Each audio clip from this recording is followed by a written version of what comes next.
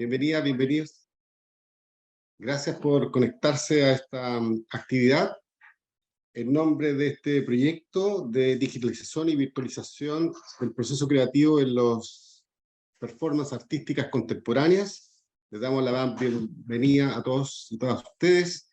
Quisiera, por cierto, saludar primeramente al académico doctor Esteban Cárdenas, que es el autor intelectual y logístico también, podríamos decir, de esta actividad, de este proyecto, financiado por la Universidad de Concepción, por su dirección de extensión. En esta oportunidad tenemos como expositor al académico Diego Santos Méndez, que nos va a conversar o a introducir en el tema, o a dialogar sobre el tema de arte digital, criptoarte, arte NFT y blockchain, experiencias latinoamericanas e internacionales. Gracias, profesor Santos, por conectarse, por participar de este proyecto que nace en esta inquietud de reflexionar sobre estos temas de la sociedad del conocimiento. El académico Diego Santos, me gustaría presentarlos. Méndez es diseñador industrial de la Universidad Nacional de Colombia y magíster en tecnología educativa y competencias digitales de la Universidad Internacional de La Rioja. Es diseñador de producción en proyectos digitales y director de arte. Artista 3D, guionista, realizador audiovisual, investigador, docente, y actualmente se desempeña como director del programa de diseño industrial de la Universidad de Pamplona, en el norte de Santander, Colombia. Cuenta con más de 6 años de experiencia en el desarrollo de proyectos de investigación relacionados con gamificación, minería de datos, transmedia, cine, televisión, arte digital y tecnología educativa. Bien, muchas gracias, Marcelo, muchas gracias por la presentación. Bueno, el tema de arte digital, criptoarte, arte NFT y blockchain, digamos que justamente nace como en esa, digamos, disyuntiva histórica en la que estamos, ¿no? De la edad industrial y la edad postindustrial, ¿no? Toda esta cuestión de la edad industrial, pues, básicamente es la forma en la que anteriormente, y aún seguimos haciendo arte, o piezas de diseño, digamos que son los procesos objetuales, ¿no? Lo físico, la materialidad, lo plástico, y toda la parte postindustrial vendría siendo toda la cuestión o la revolución que supone el Internet o que supuso el Internet para nuestra existencia, ¿no? Es decir, todos los servicios, las aplicaciones, digamos, toda la digitalización de las obras, la masificación de la información. Digamos que en cierta medida es como migrar o migró parte de lo que era, digamos, la historia, ¿no? Del arte y las formas en las que se hacían a lo digital. Sin embargo, digamos, como son dos paradigmas, digamos, que paralelos, hay choques, ¿no? Hay bastantes choques entre lo industrial y lo postindustrial. Digamos, hay corrientes dentro del arte digital literal que, digamos, se ramifica muchísimo, ¿no? Es muy ramificado. Bien, digamos que el arte digital es simplemente, bueno, en una concepción como muy naif, como muy simple, es como esa, digamos, ese salto, ¿no? Que da el arte en físico a las plataformas digitales, ¿no? Mediadas por el Internet, digamos, primeramente, digamos que es convertir esos objetos a través de fotografías, de video o reproducciones, ¿sí? Y llevarlas a ese medio. ¿Qué pasa? Que digamos que también supone un cambio tecnológico y unas nuevas técnicas y unos nuevos aprendizajes en las personas que hacen arte, ¿sí? Digamos que el cine, los videojuegos han potenciado muchísimo el desarrollo de estas nuevas, digamos, técnicas, ¿sí? O nuevas tendencias también, ¿no? Porque el arte digital propone horizontes estéticos y propone y define tendencias y modas. Y evidentemente, pues el arte digital se ha masificado porque hace parte del mercado y sobre todo del mercado del ocio y del entretenimiento, que pues, es algo que es muy global, ¿no?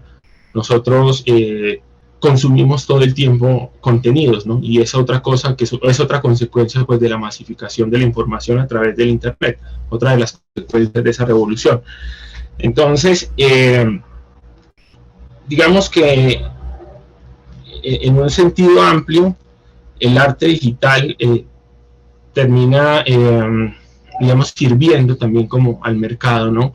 Para digamos, homogenizar o más bien hegemonizar, ¿no?, ciertos tipos de contenido que quieren que uno consuma o que nosotros consumimos.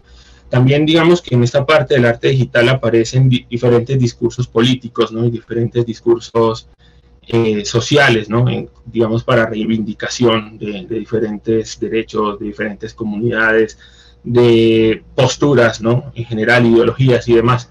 Digamos que es muy amplio también, ¿no? Hay varias formas de entender el arte digital en ese sentido, y yo creo que es una... le preguntaba yo al profe Esteban antes de iniciar como el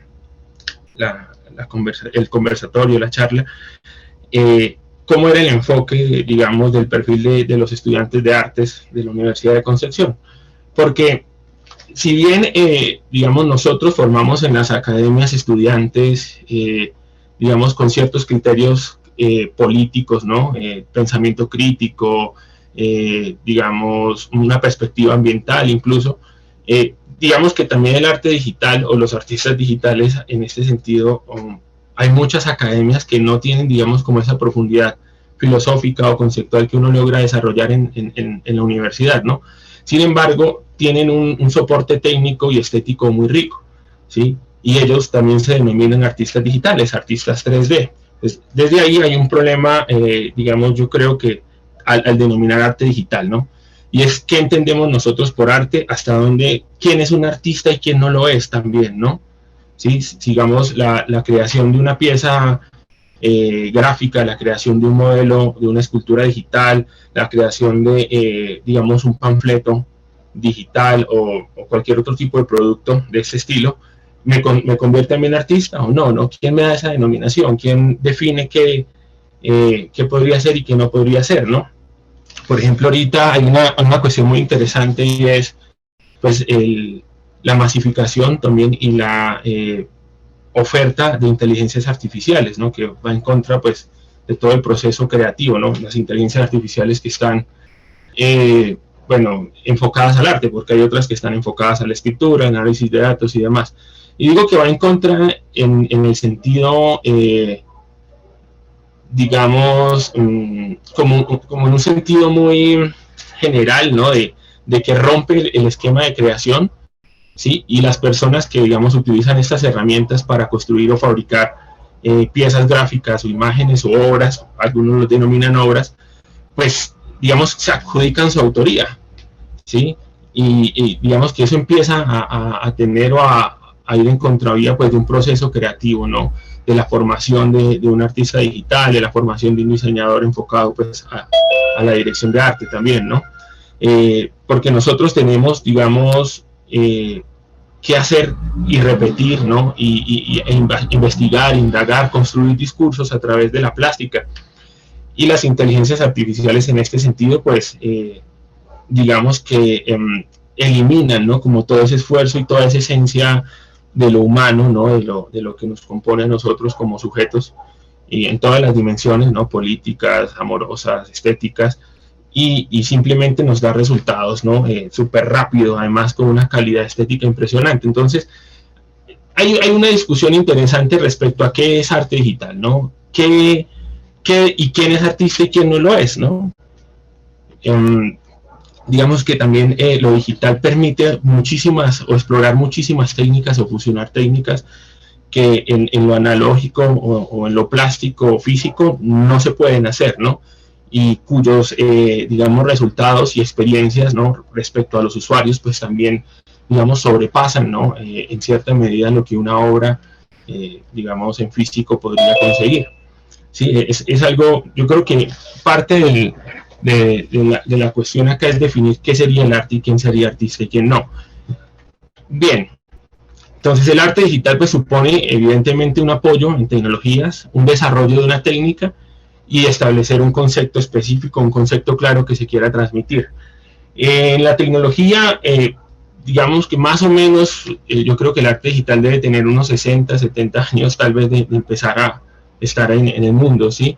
Lo que pasa es que se masifica justamente con el desarrollo, digamos, de la industria del cine, el desarrollo de la industria informática, el desarrollo de la industria de los videojuegos, ¿no? Digamos que supone un nuevo estándar estético y un nuevo estándar de productivo, ¿no?, para el desarrollo de estos productos que soportan en cierta medida la experiencia que nos ofrecen pues estas películas, estos videojuegos, estos cómics y demás, ¿no? Entonces, yo creería que en cierta medida nace como de una necesidad del mercado, ¿no? De mejorar los estándares y los procesos productivos, y en ese digamos que en ese recorrido empieza a diferenciarse, a tomar otras perspectivas, digamos, más ligadas, ¿no? Como a la reflexión crítica, a la reflexión política o a la denuncia, incluso a la transgresión. Bien, bueno, digamos que el arte digital, bueno, tenemos fotografía digital, pintura digital, escultura digital, arte generativo, que es algo muy interesante, ¿no? Que está muy relacionado con las instalaciones y con la interacción, ¿no? Que tiene un usuario, o la interactividad que puede tener la obra respecto a esa persona, ¿no? que está contemplando, ¿no? Digamos que lo hace partícipe de la obra en general, ¿no? En este caso, digamos, se toman ciertos elementos de los juegos, ¿no? Digamos, ciertos elementos de los juegos y evidentemente pues del storytelling y de la narrativa, ¿no? Para construir este discurso de arte, con este arte generativo. Bueno, tenemos videoarte, diseño de experiencias como tal, ¿no? Tenemos el cine, los videojuegos, digamos que la industria editorial se nutre mucho de toda esta cuestión del arte digital. Y otra cosa interesante del arte digital es que, digamos, en cierta medida elimina muchísimas barreras respecto a lo que es conseguir materiales, a lo que es tener un taller, ¿no? A lo que es tener un espacio donde yo pueda armar una estructura metálica para luego recubrirla de arcilla y construir una escultura, o digamos la trementina, el óleo. Digamos que si una persona frente a una máquina, que ahorita es muy común, que es un computador y una tableta digitalizadora, puede construir piezas de arte muy interesantes, ¿no? Con mucho trabajo también, con mucha, digamos, con mucha riqueza estética, ¿sí? Y digamos que también descontextualiza un poco la acción física de construir obras de arte, ¿no? O sea, literal mediamos a través de una pantalla, ¿no? Y algunas interfaces, como lo puede ser el mouse, el teclado o una tableta digitalizadora, y todo ese taller que existía antes pues desaparece, ¿no? En cierta medida, o sea, lo condensamos en un solo aparato. Entonces es también muy interesante esa perspectiva, ¿no? De que antes, pues, o que aún existe, ¿no? En muchas escuelas de arte, ¿no? Y me parece muy interesante en el sentido también de que de pronto esa sola interfaz, esa interacción que tiene uno con la pantalla puede que, digamos, lo convierta a uno en un artista un poco más, digamos, introvertido, ¿no? Mucho más metido en sus pensamientos y sus cavilaciones, y un poco más aislado de lo que es el contexto real, ¿no? Porque yo creo que una cosa interesante también de las mediaciones, digamos, en la academia y en los talleres de diseño, talleres de escultura, de dibujo, es la interacción con el otro, ¿no? El compartir con el otro.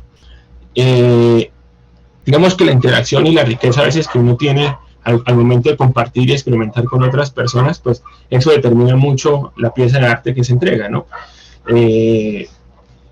Digamos que a mí me parece que, digamos, sacarlo de ese contexto y llevarlo como completamente a lo digital hace que uno sea un poco más introvertido y un poco más, digamos, asocial, ¿no? En el proceso creativo y demás. Y yo creo que eso tiene cosas buenas y malas, ¿no? Digamos, en el sentido pues, de la construcción de la pieza, pero también en lo que representa ser una persona, ¿no? En lo que representa ser un sujeto, de las interacciones y de cómo uno puede construir realidades al compartir con otros, ¿no? Digamos que me parece a mí, bueno, en la experiencia que he tenido y en la de varios colegas, que uno termina aislándose el doble, yo creo, al momento de estar trabajando pues en los software, al momento de estar construyendo alguna pieza de arte digital. Además que en todo el circuito, digamos, como de los videojuegos, de los efectos especiales, del cine, ¿no? Del diseño editorial y demás, el estándar es muy alto, ¿sí? En respecto a resultados, y le exige a uno estar muchísimas horas, estar muchísimas horas trabajando frente al computador, ¿no? Pues yo creo que habría que mirar también, ¿no?, cómo estas nuevas interfaces o cómo estas propuestas, bueno, nuevas en el sentido de que tienen pues, por lo menos unos 30, 40 años, tal vez, un poco más, respecto a lo que vendría siendo toda la historia del arte, ¿no? La reflexión es que, bueno, los tiempos, el desarrollo, demasiadas iteraciones, ¿no?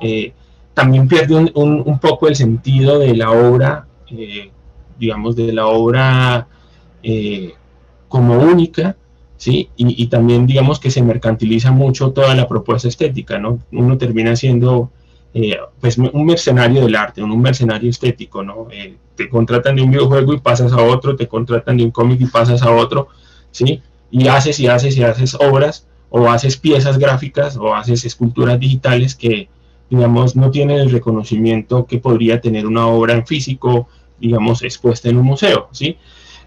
Yo creo que es otro punto de discusión interesante, y es, digamos, que tiene que ver mucho con la materialización, ¿no?, y la inmortalización de un nombre y de una, digamos, de un sujeto, ¿no? Estas son las obras de Dalí, estas son las obras de Picasso, estas son las obras de Monet, ¿no? Sí, digamos, independiente pues a la labor que se hace ahorita, ¿no? Por ejemplo, en escultura digital.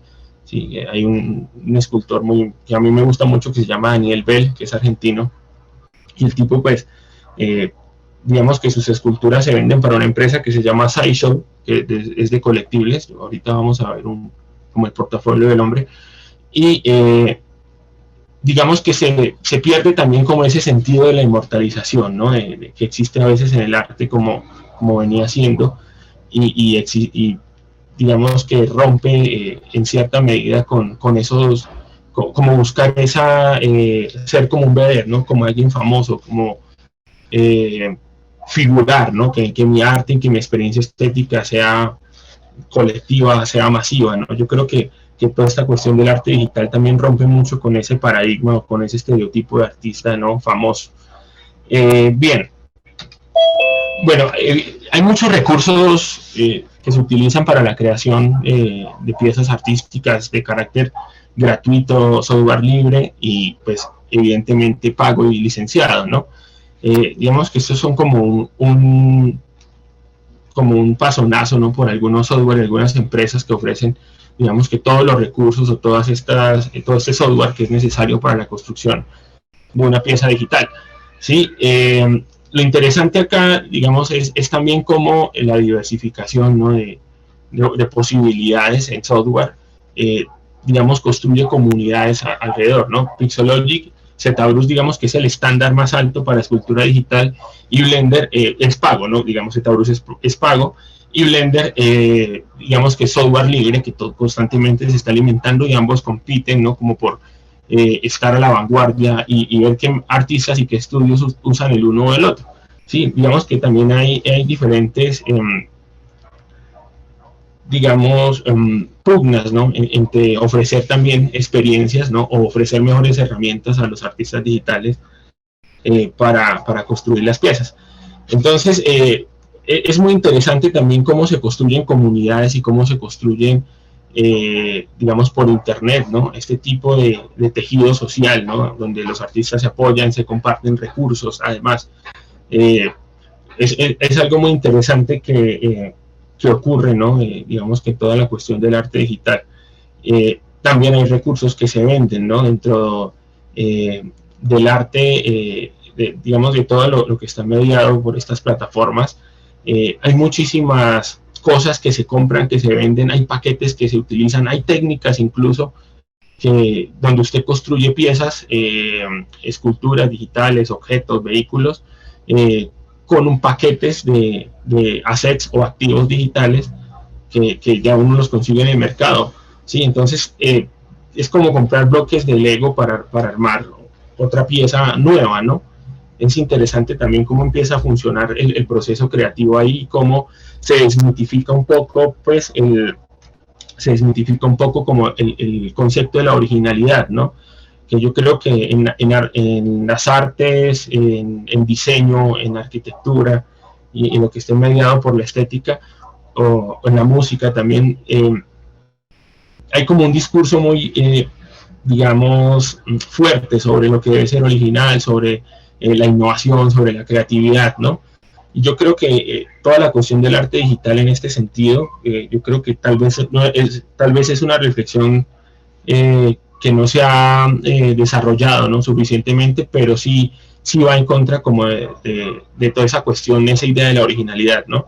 De que nace, ¿no?, de la espontaneidad, de la inspiración. Y yo creo que le da más peso y más valor al proceso, a la técnica, al desarrollo, a la constancia también de un artista, ¿no?, al intercambio de recursos, al intercambio de herramientas, digamos, a esa conversación inmanente que hay con otros colegas, ¿no?, a la búsqueda también de mejores, y la experimentación, ¿no?, de mejores resultados y la experimentación. Yo creo que en el arte digital sí se ocurre eso mucho más que digamos, en otras perspectivas de cómo se entiende el arte, o cómo se ha entendido el diseño, cómo se ha entendido la arquitectura desde la academia, ¿no?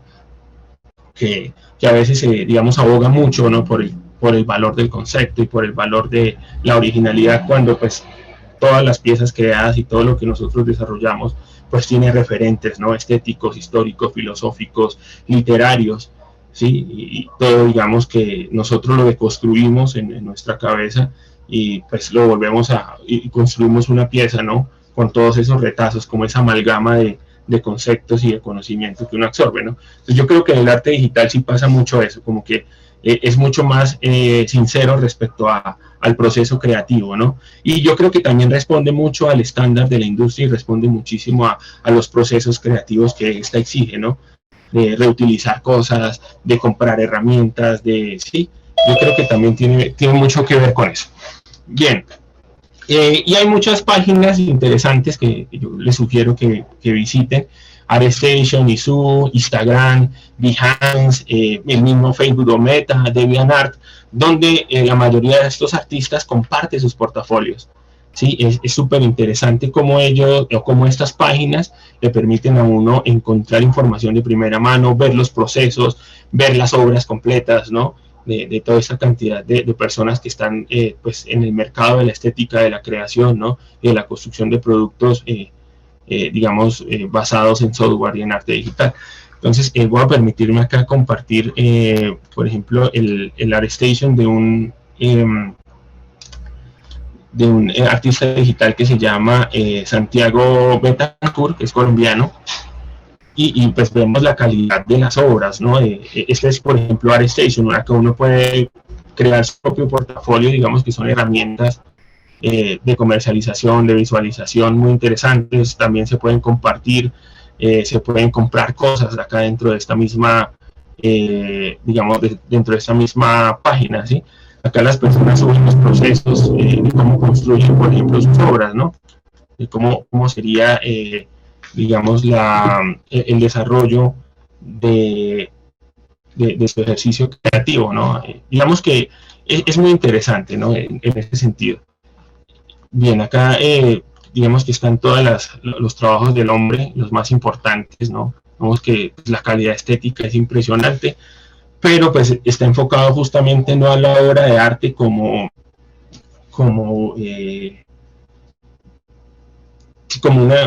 una obra única y magnífica e irrepetible, sino más enfocado como a la creación, ¿no?, de personajes, a la creación de activos para un producto mucho más grande como puede ser el videojuego, ¿sí? Sin embargo, pues vemos que la calidad estética es impresionante. Entonces yo creo que acá es una de las principales diferencias en la forma en que entendemos el arte, ¿no?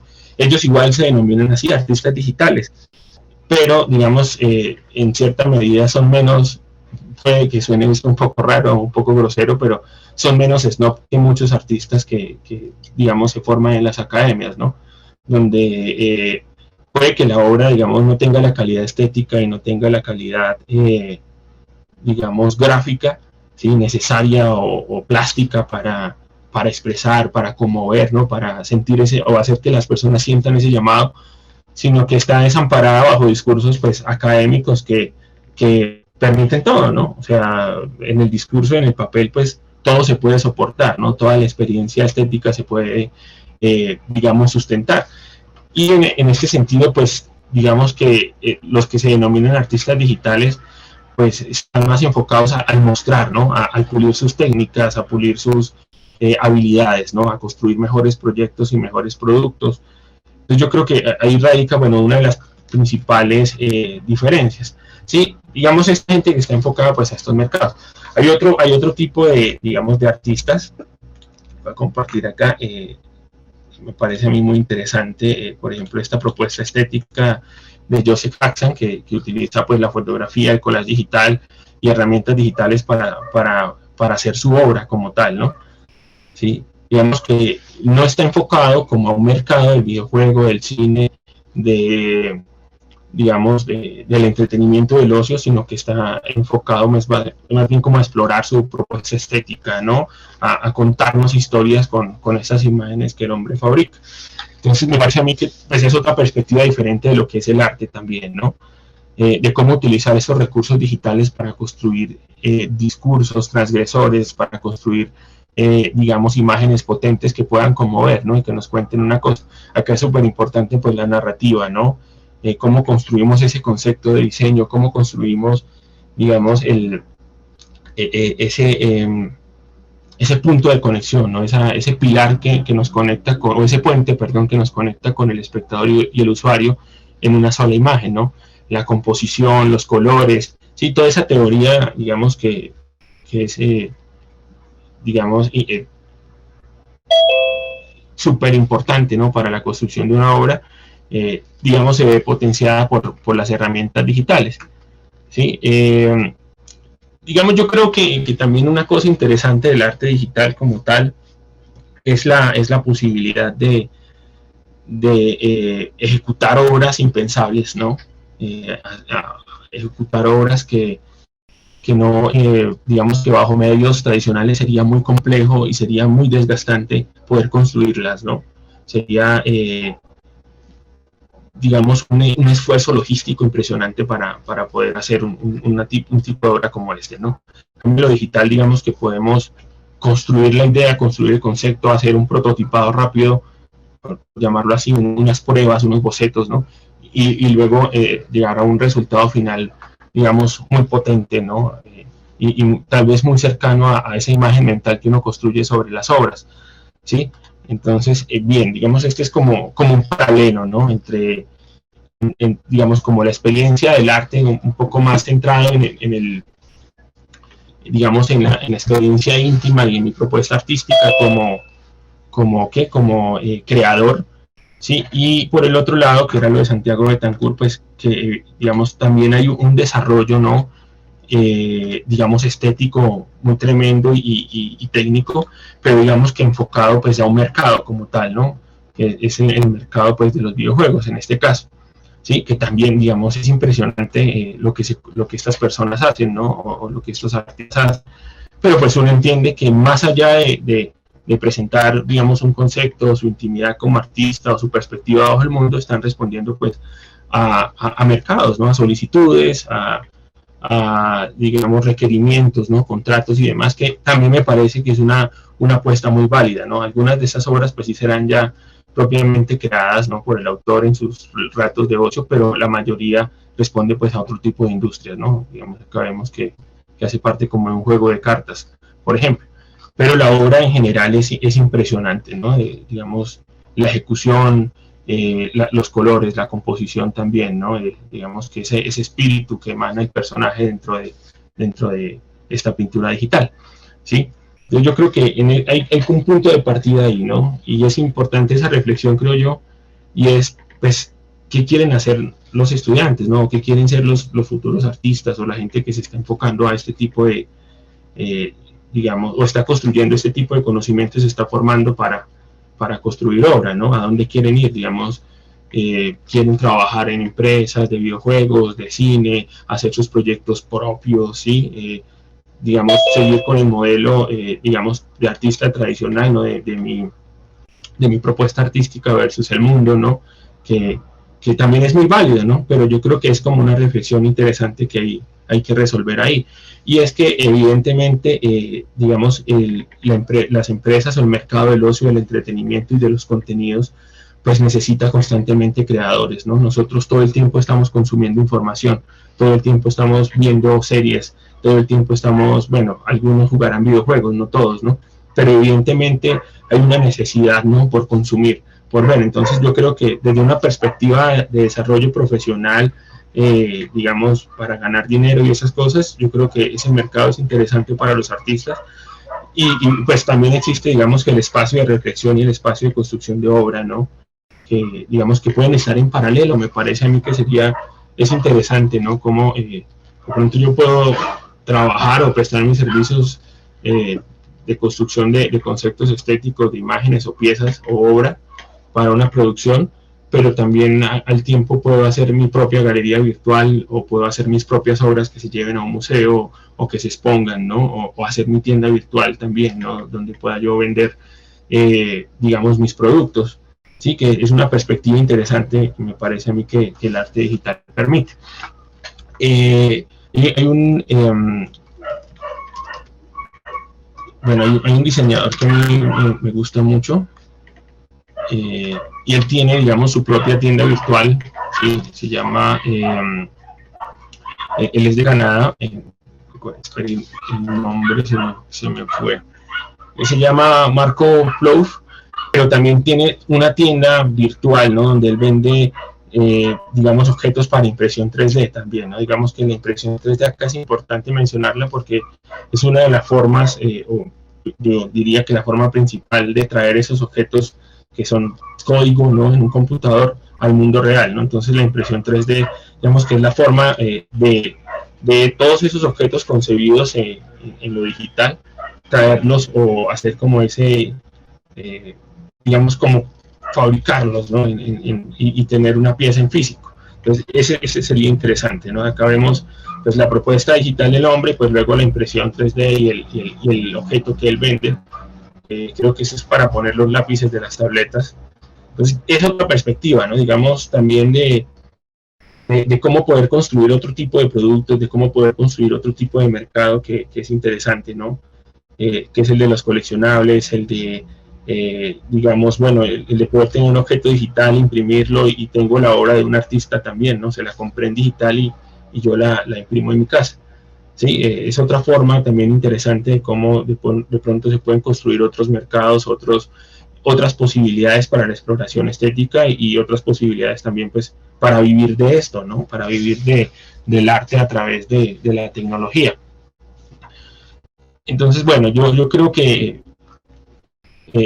digamos que toda la cuestión del arte digital permite pues justamente esa interoperabilidad, ¿no? Entre diferentes plataformas, entre diferentes discursos para propiciar pues la experiencia estética, ¿no? en un usuario. Bien. Perdón, creo que... Bueno, entonces, igual, ¿sí se está viendo mi pantalla? Creo que no, ¿cierto? Ahora sí, bien. Entonces, estas plataformas, ArtStation, Izu, Instagram, Behance, ¿sí? Le permiten a uno hacer esos portafolios y también hacer una búsqueda mucho, digamos, muy eficiente de cuáles son las tendencias, de cuáles son los artistas, ¿no? De cuáles son las personas que de pronto están en el medio ahorita, digamos, llevando la parada, ¿no? Desde el desarrollo de videojuegos, del desarrollo de experiencias estéticas.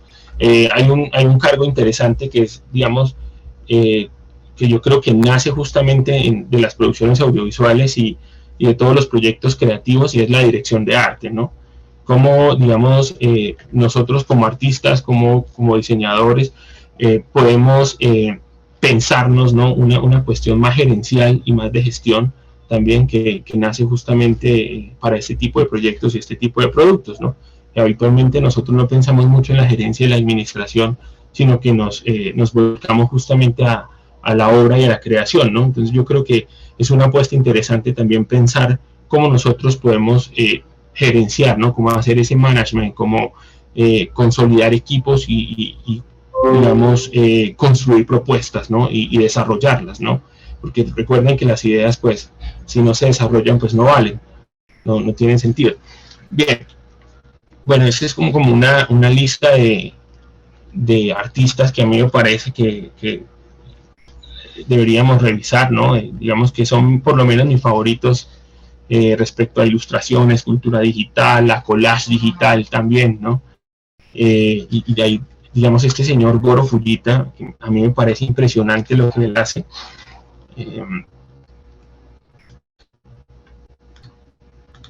Y es cómo, digamos, él utiliza la realidad virtual, ¿no? Para hacer experiencias inmersivas para el usuario, ¿no? Él es director de arte y animador de Disney, sin embargo ha utilizado, digamos, o está, digamos, como en la cuestión de, como en esa punta de lanza, como a la vanguardia en la creación de productos digitales, ¿no?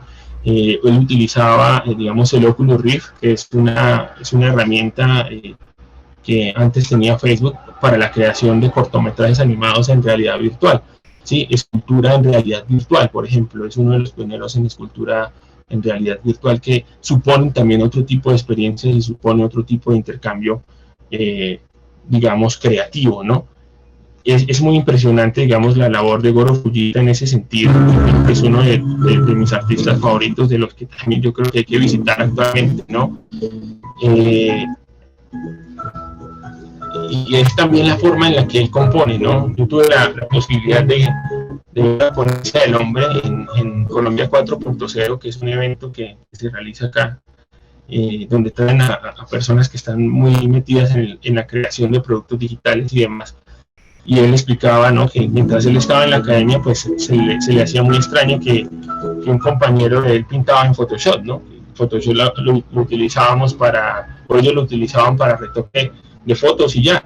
Y resulta que, bueno, esa exploración justamente de su compañero, pues le abrió un mundo de posibilidades a la creación impresionante, ¿sí? Y digamos, digamos que es muy rica la obra de Goro Fujita en la creación, en el desarrollo de piezas. Es impresionante la facilidad ya con la que lo hace y digamos la magia también que está dentro de cada una de sus piezas, ¿no? Desde cortometrajes hasta una simple ilustración, ¿sí? Pintura digital, animación, realidad virtual. Es impresionante también el trabajo personal de este sujeto, ¿sí? Digamos que es muy amplio, muy rico, muy variado, y yo creo que a veces, digamos, nosotros, digamos que en una experiencia más cotidiana, digamos que adolecemos o carecemos, ¿no? De esa riqueza y de esa, digamos, desarrollo de posibilidades y habilidades que nos permitan construir muchísimos tipos de obra, ¿sí? Yo creo que este señor rompe ese esquema, ¿no? Es impresionante la cantidad y la calidad, además, ¿no? De lo que él construye, ¿sí? No sé, por ejemplo, para algunos esto puede ser considerado arte, para otros no, ¿sí? Para otros simplemente pues es una ilustración, simplemente es, sí, el desarrollo de habilidades técnicas y estéticas, pero digamos, no sé hasta qué punto puede ser considerado como arte, ¿sí? Depende muchísimo de la mirada, depende muchísimo de la perspectiva con la que se juzgue pues, cada una de estas piezas, ¿no?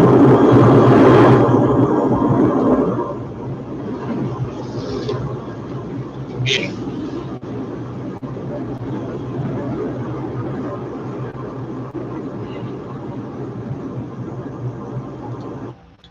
Bueno,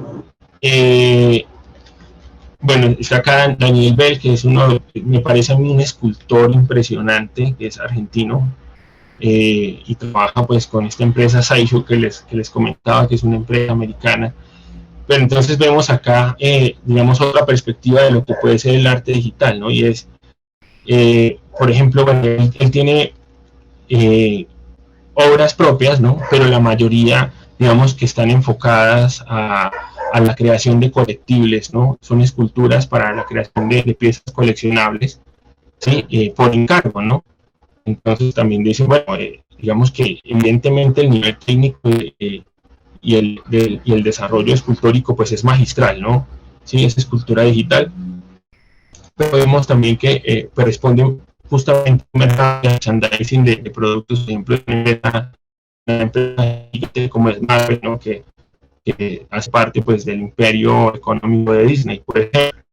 Sí, pues vemos, bueno, es magistral el desarrollo, ¿no? Técnico, estético, ¿sí? La anatomía es impresionante, ¿no? Cómo se construye la pieza, pero pues digamos que está específicamente incrustado en un mercado que es el de los coleccionables, y digamos acá más allá del deseo que yo quiera, digamos, de que quiera comprar la pieza o del apego o de lo que signifique para mí este personaje, pues de pronto la obra no tiene una reflexión crítica o no tiene una reflexión política, ¿no? Respecto a muchas cosas importantes que el arte convencional sí lo hace. ¿Sí?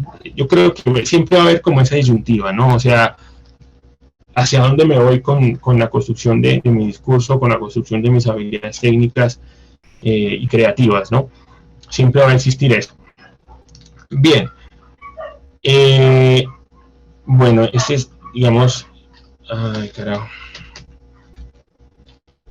Este es un artista colombiano que me parece muy chévere, se llama Joel Tenjo. Digamos que también aborda, ¿no? Muchísimos digamos, muchas estéticas, desde la creación de piezas gráficas y concept art para cine, ¿no? Hasta simplemente pues, experimentos estéticos, ¿no? De animación y demás. Entonces, digamos, es esto, ¿no? Es una cosa, es interesante cómo, digamos, yo creo que los artistas digitales o los que se conciben como artistas digitales, pues tiene una gran variedad, ¿no? De productos y una gran cantidad de obra que de pronto no está consignada, registrada en un museo, ¿no? Y hasta dónde entonces, digamos, una pieza de estas puede de nuevo considerarse arte o no, ¿sí? Hasta dónde una pieza de estas puede comercializarse como una obra o no. ¿Quién define eso, no? Yo creo que es importante como para la reflexión tener eso en cuenta. Bien.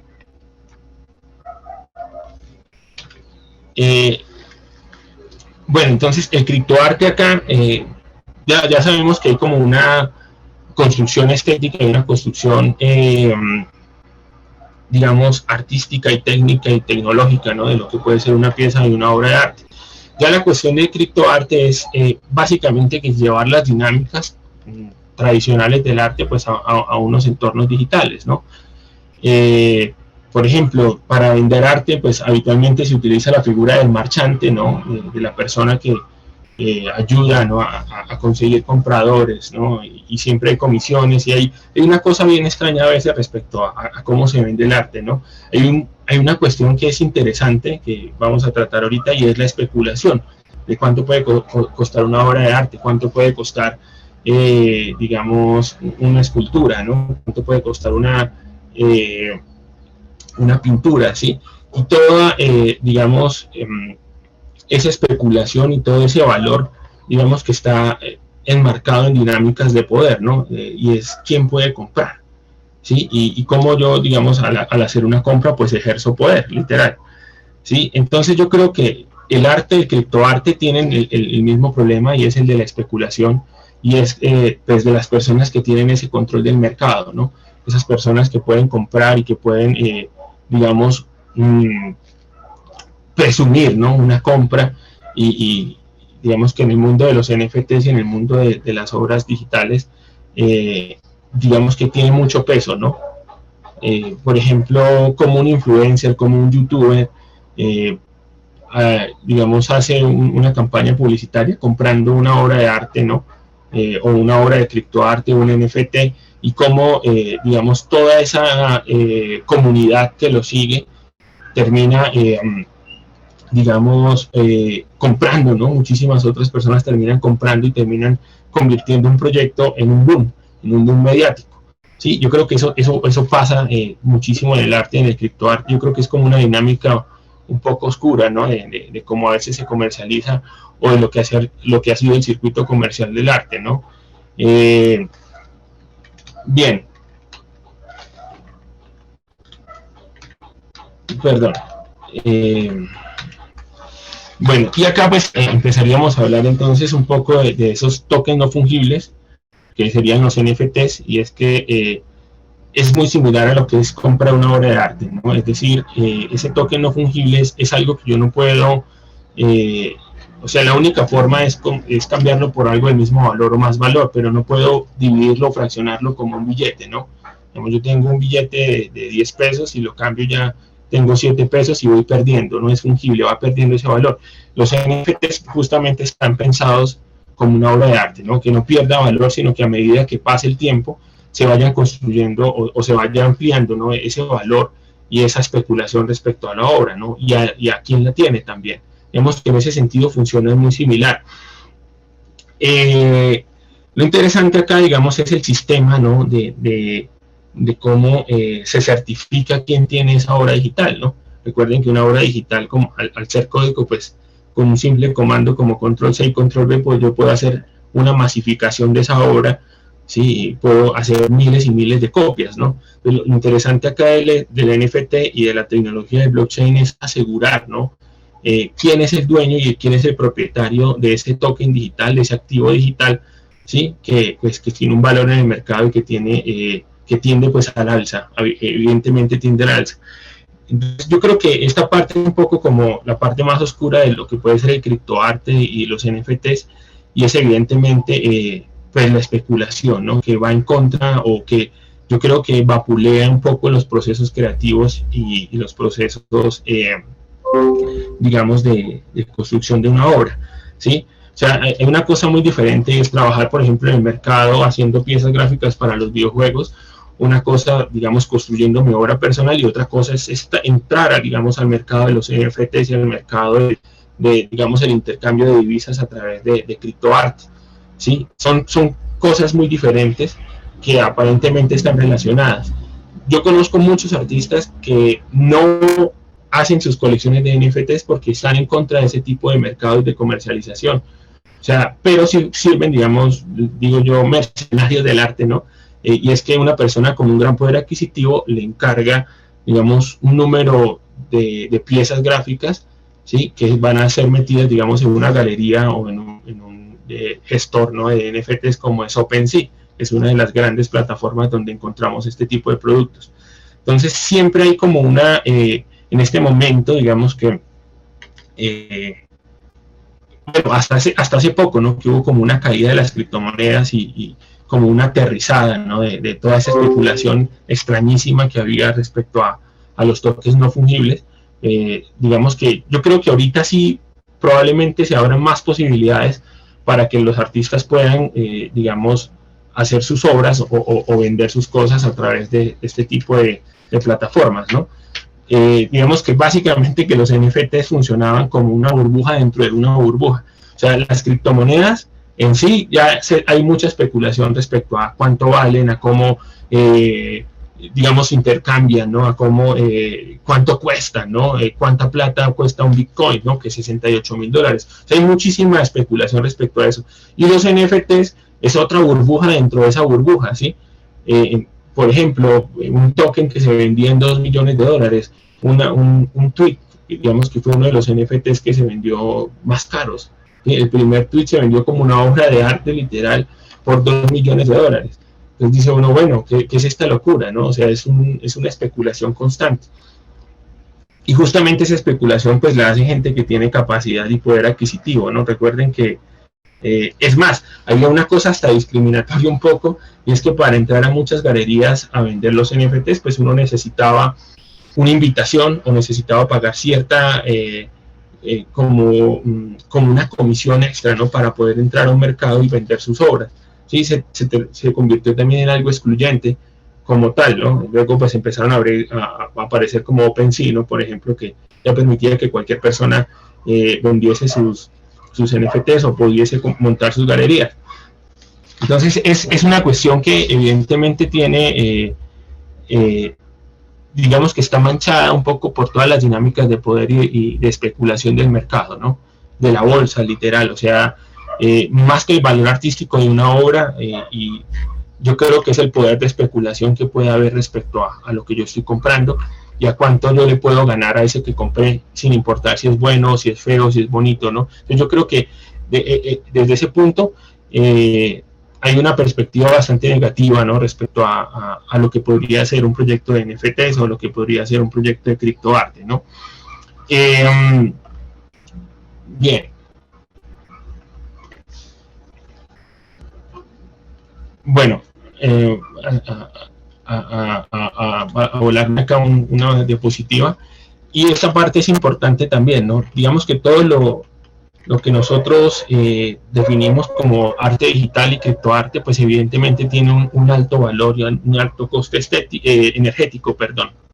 Sí, es que evidentemente para que funcionen las galerías digitales, para que funcionen las redes sociales, para que funcionen, digamos que todo ese circuito de mercado que yo armo a través o detrás de un NFT, pues hay un coste impresionante de energía, ¿sí? Y eso tiene un impacto ambiental grandísimo. Debemos tener servidores, computadores, digamos, 24/7 funcionando para que esta, digamos, red de minería de datos y red de criptomonedas y demás siga funcionando, ¿sí? Entonces, el impacto ambiental termina siendo altísimo y también se especula respecto a esto, ¿no? Entonces, por ejemplo, para toda la cuestión que está relacionada con las criptomonedas y la minería de datos y cómo se construye o se crean ganancias y dividendos digamos, haciendo esta labor, ¿no? Que está muy relacionada con los NFTs y demás, porque los NFTs se compran con criptomoneda, termina haciendo que se especule digamos, en el hardware, ¿no?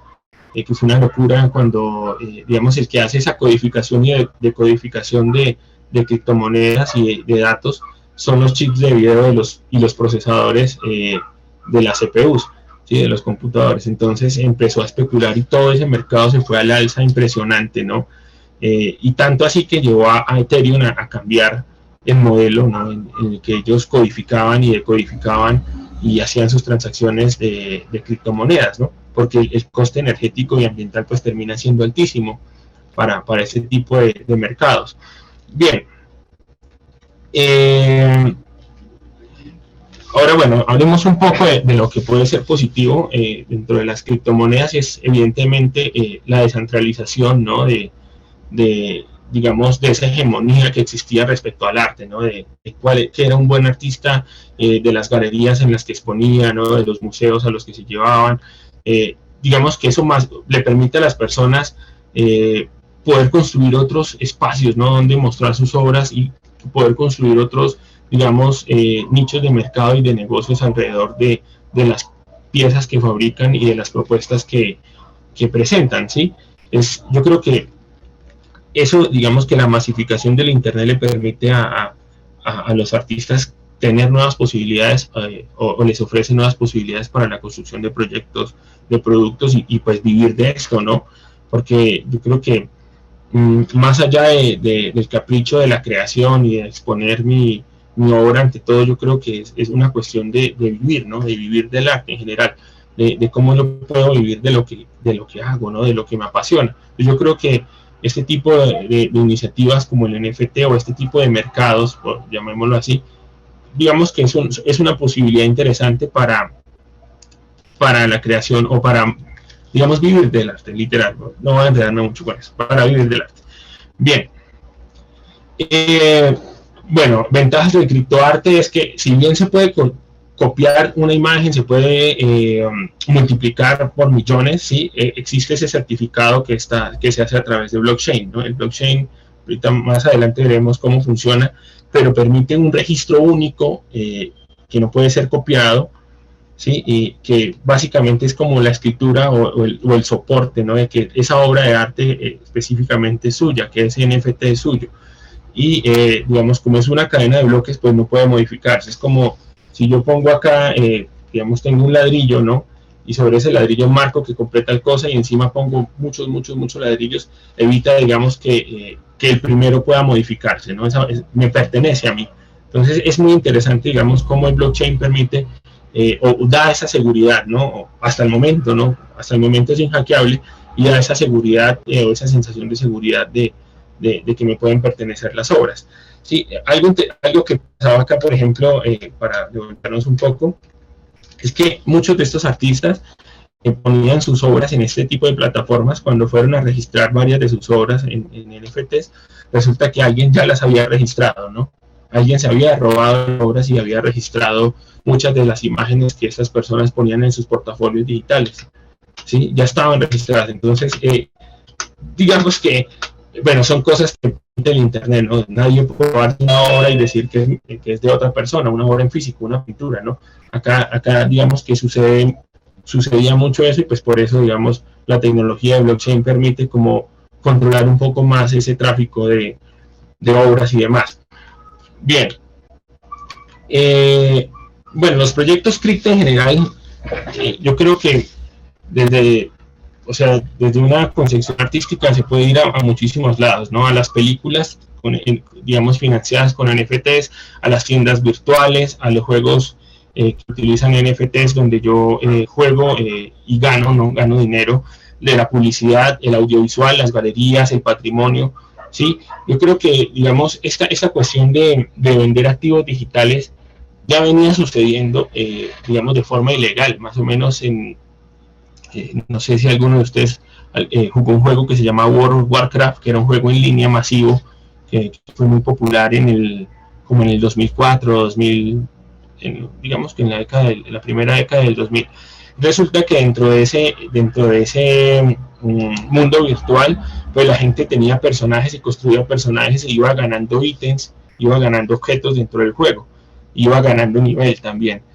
Y empezó por eBay a venderse los personajes y a venderse los ítems que las personas conseguían, que eso era ilegal, o sea, dentro del juego no se podía, pero sin embargo empezó a abrirse esa posibilidad y ese mercado de comercializar con objetos que no existían en la vida real, ¿no? Con objetos que existían dentro de un mundo virtual, ¿sí? Y yo creo que básicamente pues los NFTs y el criptoarte, digamos que son como una consecuencia, ¿no? de este tipo de fenómenos que ocurría o que empezó a ocurrir dentro de Internet. Y pues evidentemente traslada muchas otras cosas de cómo es el mercado del arte también, ¿no?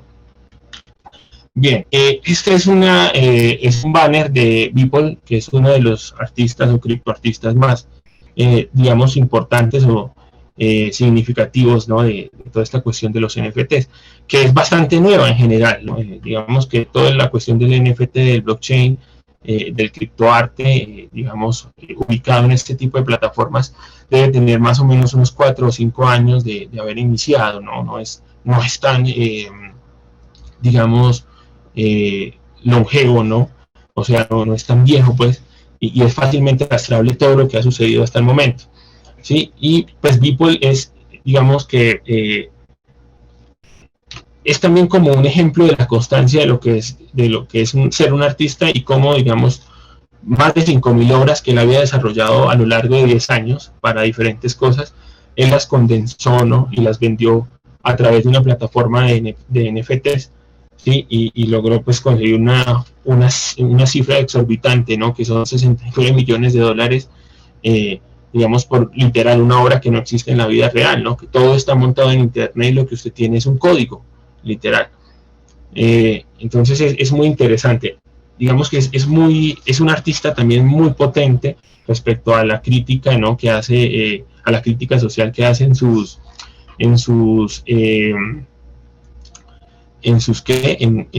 piezas, ¿no? Muchas piezas son animadas, son pequeños GIF animados, u otras son simplemente ilustraciones, ¿no? Digamos, apoyados en técnicas digitales, de escultura digital, modelado digital, collage digital,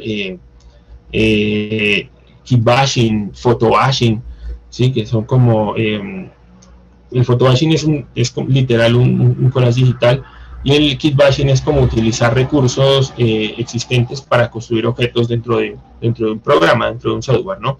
Digamos que es muy interesante la obra de Beeple en ese sentido. Es muy potente además. Voy a buscar acá un momento. Sí, hace muchísima crítica al hombre. Yo creo que muchos de ustedes habrán visto algunas de las piezas gráficas del hombre, ¿no? Digamos, bueno, ahí tenemos a Donald Trump, ¿no? Digamos que son imágenes muy potentes las que él construye, ¿no? Son mucha crítica social, mucha crítica a los medios, ¿no? a cómo se juega con la experiencia, cómo se juega con las emociones de las personas también, ¿no? Cómo todo el mercado del cine, el merchandising y demás, pues, digamos, hace de las suyas, ¿no? Respecto a las experiencias digamos, que ofrece a los usuarios, ¿no? Y cómo en cierta medida manipula. Entonces, Beeple es uno de los, creería yo que es uno de los más importantes, si no el más importante, ¿no? De lo que es pues, ser un artista digital y cómo utilizar, por ejemplo, una plataforma o una tecnología como la de los NFTs, el blockchain, para, digamos, vender, ¿no? Vender y sobre todo hacerse viral, ¿no? Esta parte es súper importante y es que para hacer NFTs y para hacer, digamos, que estas cosas realmente se vendan en el mercado, pues, o digamos, uno tiene una comunidad muy fuerte y usted se ha encargado de construir esa comunidad digital a lo largo de su desarrollo como artista, ¿sí? O evidentemente, pues, hay un control de mercado, hay una persona con el suficiente poder adquisitivo para construir una campaña, ¿no? Digamos, de masificación de la información que permita hacer que esas obras o esas criptoobras se vendan, ¿sí? Digamos que ambas, pues, digamos, habitualmente funcionan con el poder del dinero y la especulación, ¿sí? Y como, pues, no sé, contrato un influencer muy famoso y le digo que compre esta galería porque hace parte dentro de mi plan de inversión para luego obtener, ¿no? Para que muchas otras personas sigan comprando, porque ustedes saben que, pues, los influencers tienen literal mucha influencia respecto a los consumidores. Y eso es lo otro, que tenemos consumidores, pues, que son muy fáciles de influenciar, ¿no? Digamos que el mercadeo se ha encargado de eso, ¿no? De hacer que las personas ni siquiera piensen en si vale la pena o no consumir algo, sino que lo consuman de sopetón, ¿sí? Bien, entonces Beeple me parece a mí que es una de las digamos, figuras, ¿no?, más importantes de toda la cuestión y la riqueza gráfica también del hombre y la constancia, ¿no? Son 10 años de desarrollo de obras digitales, de modelado, de esculturas, de construcción de un concepto, ¿no?, de transgresor detrás de cada imagen. Yo creo que también es, digamos que es como un ejemplo de lo que podría llegar a ser, ¿no? O lo que debería ser, digamos, respecto a la constancia y respecto a la ejecución técnica, a la limpieza y a la elegancia de una obra, creería yo. Bien, volvamos acá. Bueno, yo creo que otro de los casos importantes, yo creo que muchos de ustedes también habrán visto a este señor, Antonio García Villarán, que es español, y él tiene un canal de YouTube y ha alimentado ese canal de YouTube con arte, ¿no? Digamos que él es profesor de arte y tiene bastantes reflexiones interesantes. Y es muy chévere ver, digamos, cómo Villarán se entera, pues, del mercado de los NFTs, del criptoarte y todo, y él mismo crea su propio proyecto, ¿no? Digamos que él mismo, apoyado ya en esa comunidad de nicho que tenía de su canal de YouTube como influencer, pues él crea su propio proyecto que se llama Criptoarte 131313. Sí, y eran 13 horas que él pintaba, digamos, a través transmitía por Twitch, que es una plataforma de streaming, de transmisión de video en tiempo real. Mientras pintaba, bueno, tenía las obras y luego esas obras se digitalizaban y él vendía la obra en $13. Sí, entonces es bastante interesante, digamos, esa propuesta de Villarán. Y acá está pues todo digamos, la motivación, ¿no?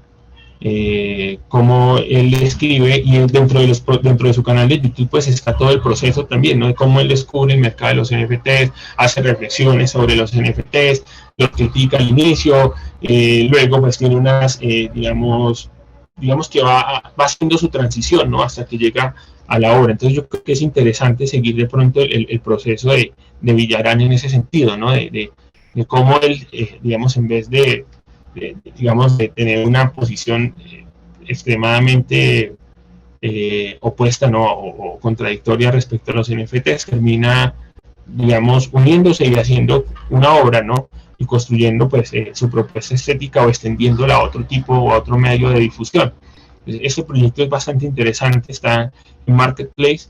Hay obras que ya cuestan muchísimos euros, 3.000 euros, 1.700 euros, e iniciaron costando 13 euros. Otra cosa interesante, por ejemplo, acá de toda la cuestión del criptoarte, que digamos sería en los contratos inteligentes o smart contracts que permiten, digamos, estas plataformas como como OpenSea. Y es, por ejemplo, dentro de ese contrato inteligente, el artista puede definir un porcentaje de ganancia residual, podríamos llamarlo así, que va siendo, digamos que se le va abonando cada vez que la obra empieza a moverse, cada vez que la obra sea vendida y sea comprada por otra persona. Entonces, digamos que es interesante ver cómo uno puede ir ganando dinero, cómo puede uno ir, digamos, recibiendo, ¿no? Digamos, como una parte de lo que es su obra, ¿no? De por vida, ¿sí? Porque dentro de ese contrato inteligente, pues quedó especificado que usted iba a recibir un porcentaje por cada transacción y por cada venta de esa obra o de ese activo digital que usted subió a una galería de NFTs como OpenSea. Entonces es interesante, digamos que es similar a como los artistas de la música ganan, o de los libros, ¿no? De los escritores, digamos, tienen esas ganancias residuales por cada vez que se reproduce su pista de audio, cada vez que yo compro un libro, ¿no? Digamos que eso en la pintura no sucedía mucho, y es, digamos que es otra posibilidad, ¿no? De construir, pues, negocio, ¿no? Y de construir, digamos, una ganancia, ¿no? Respecto a mi obra y demás. Hasta Shakira ha sacado NFTs, ¿no? Digamos que son artistas que ya están consolidados y simplemente, pues, extienden su, digamos, su influencia, ¿no? A otro tipo de mercados como es el del NFT y demás. Y, bueno, para volver a Villarán, pues sí, es muy interesante, ¿no? Entonces todas las obras él las pintó, las vendió por Twitch, hizo su propia galería, y pues bueno, acá está el proyecto, sería interesante, y sobre todo seguir los videos que él tiene en YouTube, de cómo es, porque es que está todo el proceso del hombre, ¿no? De cuando se entera, de cuando lo critica, luego cuando lo explora, y luego cuando él mismo propone una obra, ¿no? Dentro de esa categoría de criptoarte. Bien. Bueno, los primeros NFTs importantes fueron esta iniciativa que se llamaba ColorCoin, y digamos que era una diversificación de lo que ya eran las criptomonedas, ¿no? Digamos que fue como el primer intento, ¿no? Para consolidar un tipo de activo digital que también permitiera hacer transacciones y que representara un valor económico, ¿no? Digamos que ese objeto digital representara o tuviese un valor económico que permitiese hacer intercambio de divisas y demás. Por ejemplo, es un proyecto venezolano que se llama CryptoMinds, que el proyecto, digamos, tuvo muchísimo auge durante el periodo de pandemia, ¿sí? Y tanto que colapsó Binance, que Binance es como el soporte, ¿no? Para todas las, bueno, para intercambio de criptomonedas y demás, Ethereum, que es como la que más se utiliza para la cuestión de los NFTs, digamos que logró colapsar Binance por la cantidad de personas.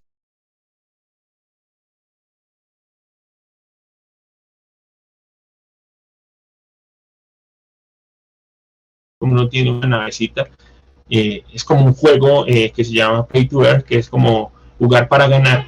Entonces uno entra con un capital, juega dentro de ese, digamos, mundo virtual, y va ganando y va cosechando, digamos, criptomonedas, ¿sí? ¿Qué pasa? Luego, mucha gente se metió a este tipo de cosas, ¿no? De los NFTs, digamos, de estos juegos NFTs, a ganar dinero, literal, ¿no? Entonces, cuando hubo, digamos, como que sobrepasó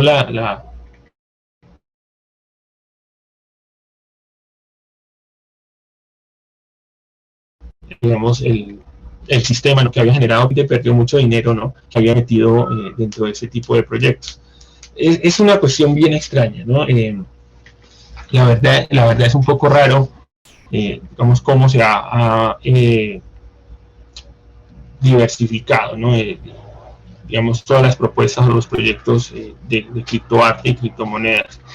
Bien, este es interesante, que se llama MovieCoin, y es una plataforma que le permite a muchos usuarios financiar películas y obtener ganancias a través de criptoarte y a través de transacciones con criptomonedas y demás. Entonces es como si yo comprase o financiase pequeñas partes, es como si un fotograma de la película me perteneciese a mí por haberlo financiado a través de la plataforma.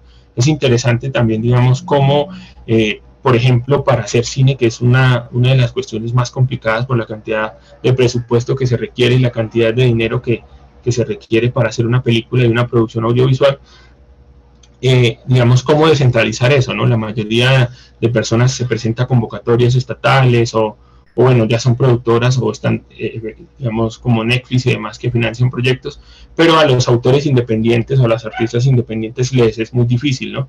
Este tipo de plataformas pues permite como una especie de Kickstarter, ¿no? Como una especie de Patreons, que las personas a través de transacciones con criptomonedas puedan, digamos, apoyar un proceso de creación de un producto audiovisual, de una película en general. Es interesante esa iniciativa. Metabound es mexicana, digamos que es muy similar también a lo que es Moviecoin, pero es un proyecto latinoamericano. Y, digamos, pues uno utiliza NFTs, ¿no? Para justamente, o criptomonedas o transacciones entre estos dos, para igual apoyar proyectos audiovisuales.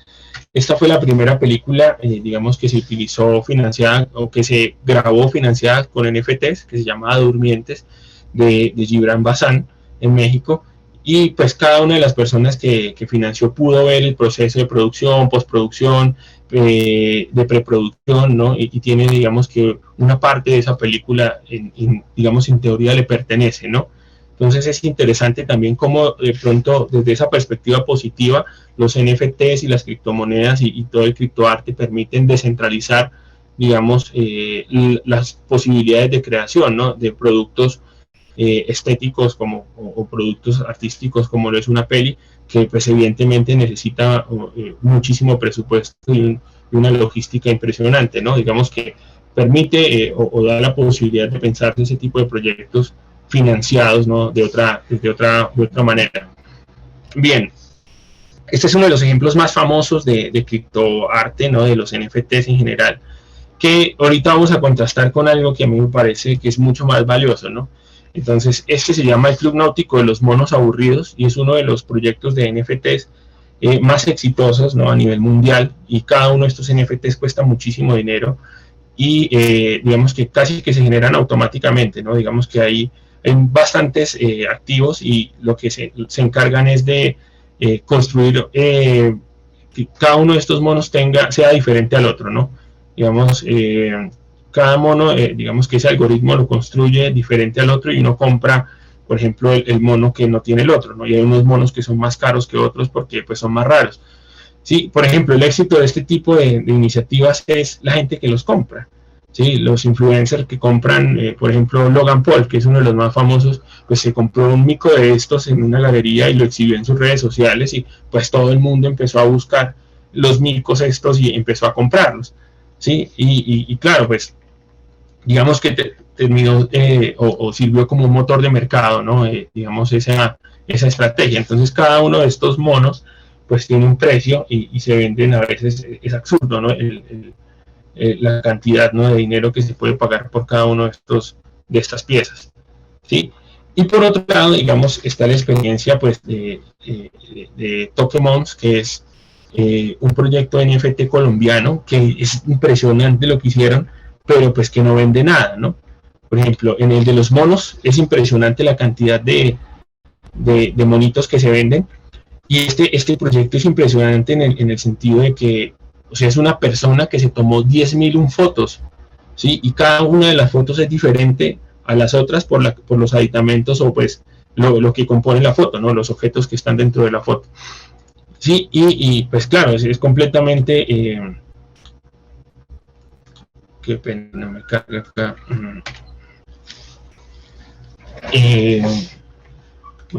Bueno, no sé si logran ver acá la pantalla mientras carga el de Tokemons.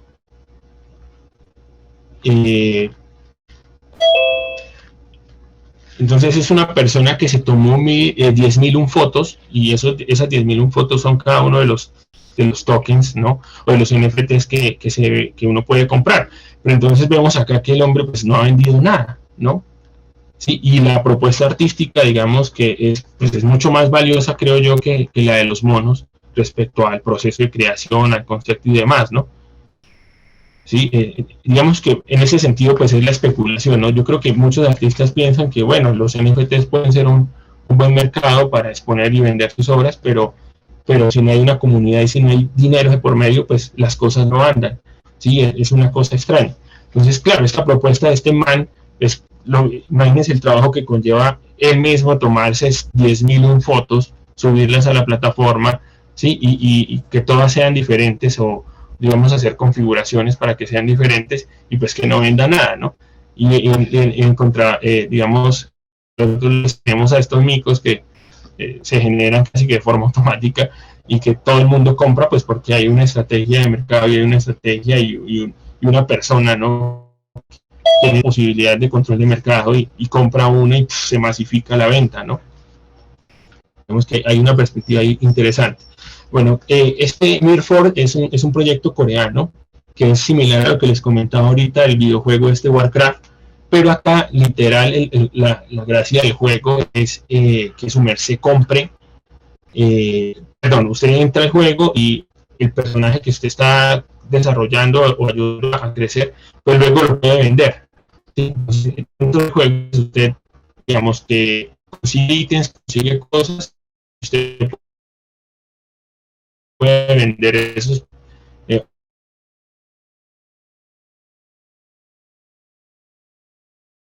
o a sus personajes o a los ítems y las cosas dentro del mismo videojuego, ¿no? Entonces, ese es como el sistema. Y pues miren detalles y demás, presenta la página web, digamos que es una experiencia, es un proyecto que tiene pues muchísimo desarrollo, ¿no? Y muchísimo, digamos, un equipo muy grande detrás, literal. Bien, este es un proyecto que se llama Monster Infinity, perdón, de Singapur y Malasia, que es hay un juego muy famoso que se llama Access Infinity, que es de unos gatos, y usted compra gatos y los gatos son raros, entonces un gato puede costar $100 y usted luego lo vende en 150 y cosas así dentro del juego, ¿no? Vemos que son ese tipo de proyectos, digamos, de NFTs, pues se construyen sobre pues, las ganas de tener dinero, sobre todo, más allá de la propuesta artística y de lo que conlleve desarrollar, ¿no? El proyecto es cómo yo puedo lucrarme a través de un tipo de proyectos de NFT en este sentido.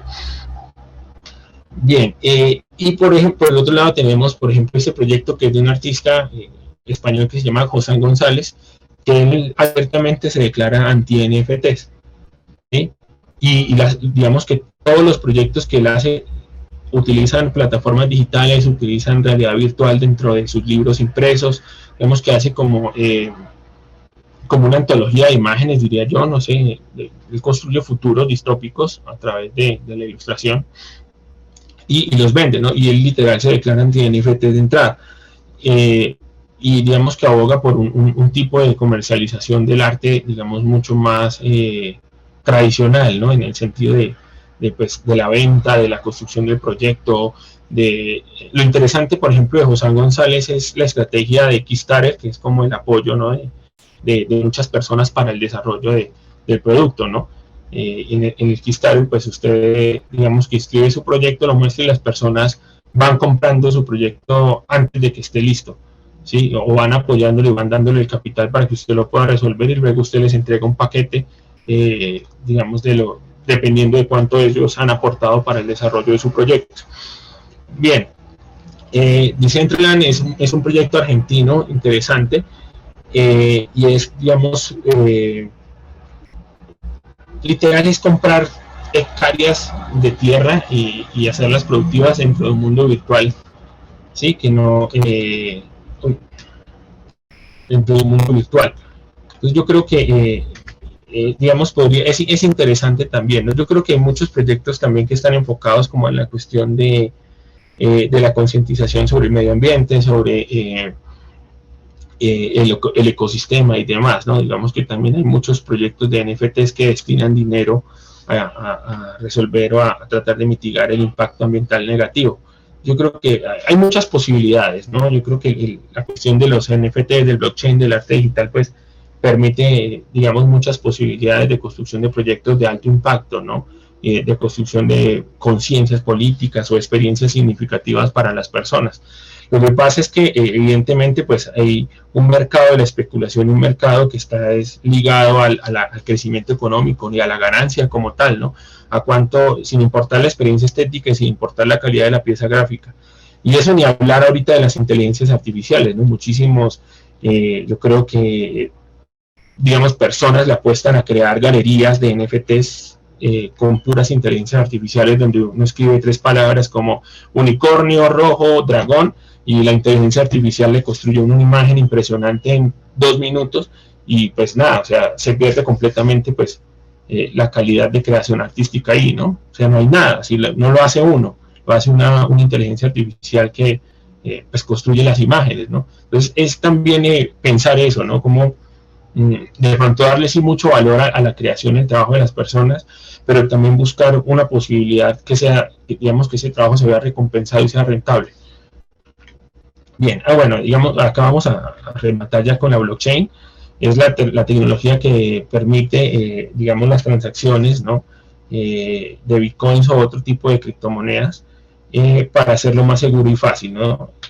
Bien, entonces, esa cadena de bloques, como les comentaba anteriormente, digamos, evita que la información que ya se registró pueda ser modificada. ¿Listo? Y se puede rastrear específicamente quién persona realmente es el dueño de esa pieza digital, de ese activo digital o de eso que se compre. Es como que yo tengo las escrituras de mi casa y esas escrituras literal me pertenecen, así le saquemos 10.000 fotocopias, pero me pertenecen a mí, ¿no? Es como ese registro de propiedad. Para eso funciona más o menos la blockchain en este sentido, ¿no? Bueno, yo creo que bueno, el usuario, eso se llama mintear, y el minteo es cuando una persona sube un NFT, digamos, a un blockchain, ¿sí? Y es, digamos, se hace la solicitud, y ese minteo lo que hace es que es como cuando se acuña una moneda, literal. O sea, le da ya ese sentido de valor y, digamos, que ratifica o, se me olvida la palabra,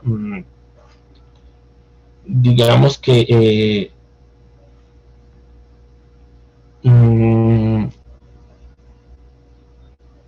digamos, hace ese registro de que esa pieza digital pues efectivamente está dentro del sistema, ¿no? Literal es como acuñar una moneda, es como que le da esa validez y esa veracidad dentro de, digamos, dentro del sistema de blockchain, a que una obra NFT pues se creó. Ese es el minteo. Entonces, bueno, el usuario solicita la transacción, se crea un bloque que representa la transacción, el bloque se difunde a todos los nodos de la red, todos los nodos validan el bloque y la transacción, el bloque se añade a la cadena y la transacción se verifica y ejecuta. ¿Sí? Eso ocurre, digamos, con cualquier pieza de criptoarte, con cualquier pieza de NFTs. Bien,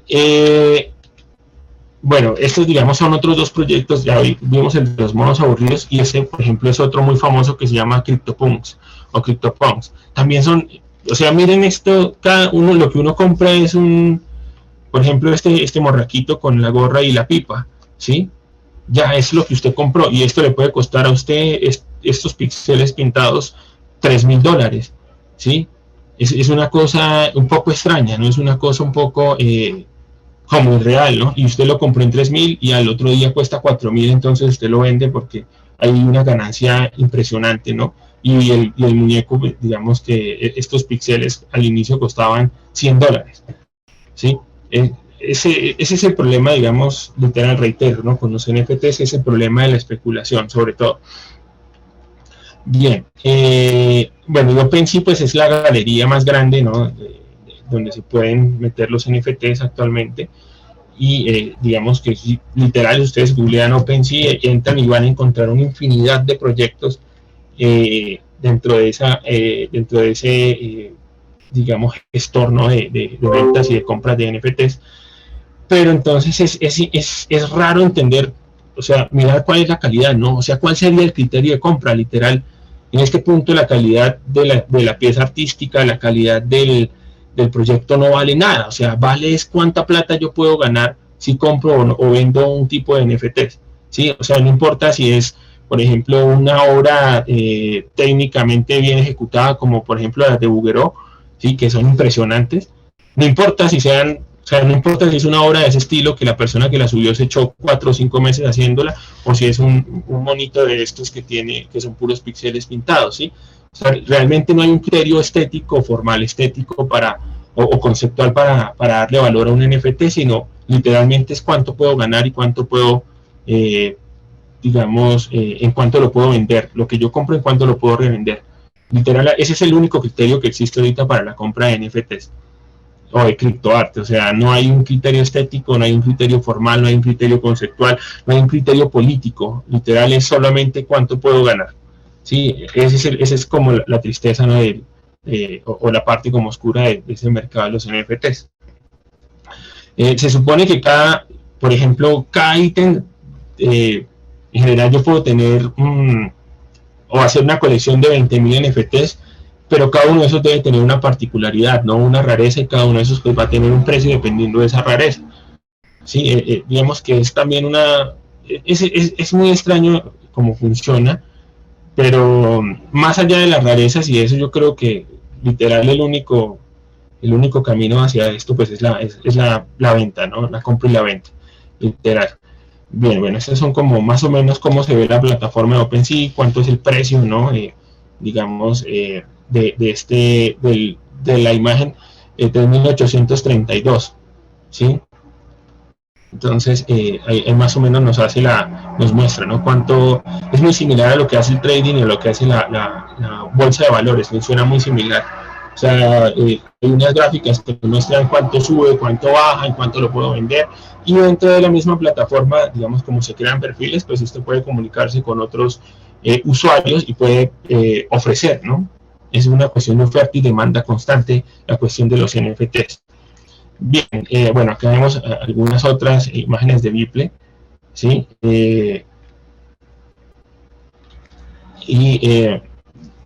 Bueno, las desventajas yo creo que las he hablado, ¿no? Respecto a, digamos, en toda el conversatorio.